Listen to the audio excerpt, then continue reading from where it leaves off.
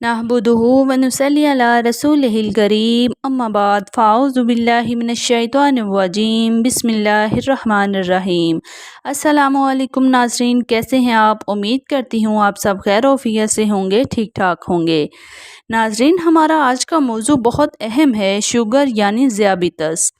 इस बीमारी से कैसे बचा जा सकता है और बहुत ही मुजरिब वजीफ़ा और नहायत कारआमद अमल से इस बीमारी से कैसे बचा जा सकता है, आज हम तफसील से बात करेंगे। ज़ियाबितस एक ऐसी बीमारी है जो इंसान को अंदर ही अंदर खा जाती है, कमज़ोर कर देती है, हड्डियां खोखली कर देती है।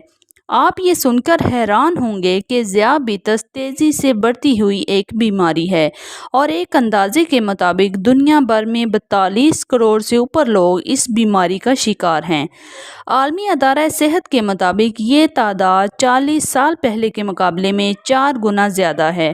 सिर्फ पाकिस्तान में हर साल ज़ियाबितस के मर्ज़ के बायस तकरीबन 1.5 से 2 लाख के करीब अफराद माजूर हो जाते हैं। एक हालिया तहकीक के मुताबिक पाकिस्तान में हर 4 में से 1 फ़र्द को ये बीमारी है और ये तादाद बहुत तेज़ी से बढ़ती जा रही है।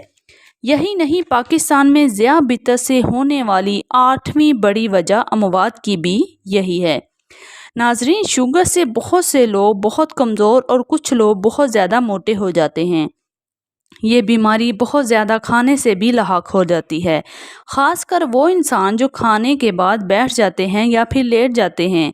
घर हो या दफ्तर में, इन अफराद की तादाद ज़्यादा है इस बीमारी में मुब्तला होने की।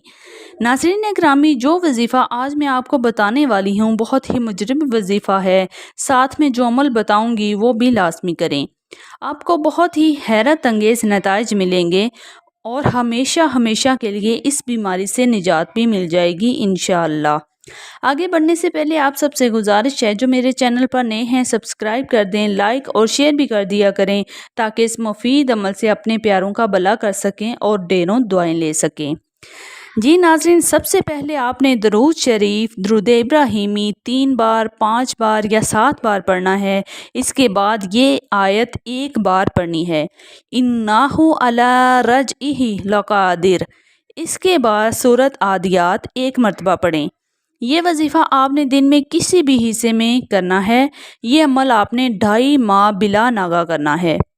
एक और आयत आपने पढ़नी है, सूरत बनी इसराइल की आयत नंबर 80 बिला नागा अव्वल आखिर 3 बार दरूद शरीफ पढ़कर पानी दम करके आपने पीना है सुबह और शाम।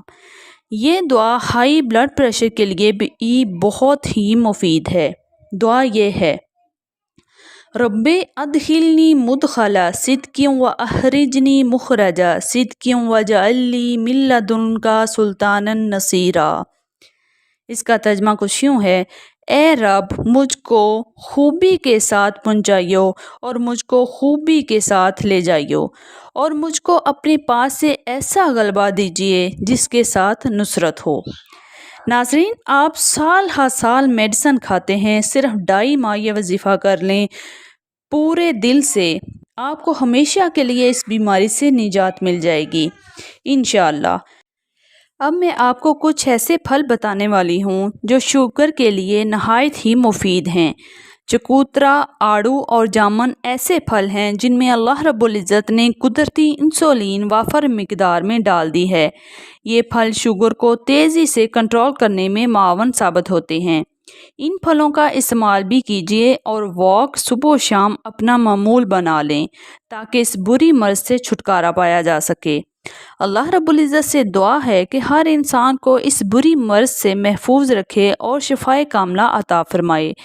नाज़रीन, मेरी वीडियो अच्छी लगी हो तो कमेंट बॉक्स में अपनी राय का इजहार ज़रूर किया करें। लाइक, शेयर और सब्सक्राइब भी कर दिया करें, ये आपकी तरफ से हमारी हौसला अफजाई होती है। अपना बहुत ख्याल रखें, खुश रहें, आबाद रहें और मुझे भी अपनी दुआओं में याद रखें। अल्लाह हाफिज़।